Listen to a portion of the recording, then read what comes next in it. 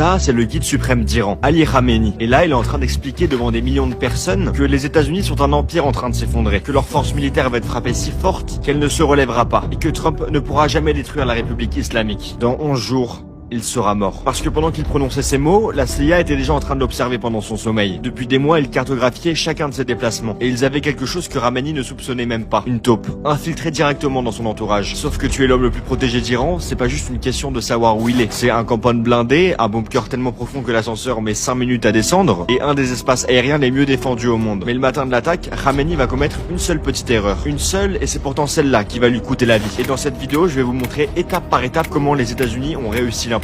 D'abord, il faut que vous compreniez à quel point Khamenei était devenu introuvable depuis la guerre des 12 jours en juin 2025. Le mec a quasiment disparu de la surface, plus aucune apparition publique, plus de déplacements, il vivait enfermé dans son compound 24 heures sur 24, 7 jours sur 7. Ce compound, c'est la maison de la direction, en plein quartier de Pastor Street à Téhéran. De l'extérieur, ça ressemble à un bâtiment gouvernemental classique, mais en dessous, c'est une véritable forteresse souterraine. Plusieurs niveaux de bunkers, des mètres de béton armé, entourés par les défenses antiaériennes les plus avancées d'Iran. Et tout en bas, l'un des bunkers les plus enterrés au monde. Avec ça, le leadership iranien était convaincu que personne ne pouvait les atteindre. D'ailleurs, cette opération était déjà prévue depuis très longtemps. En juin 2025, pendant la guerre des 12 jours, Israël avait déjà un plan d'assassinat prêt. Tout était calé, mais Trump avait opposé son veto. À l'époque, l'option militaire directe, c'était non. Sauf que quelque chose va changer.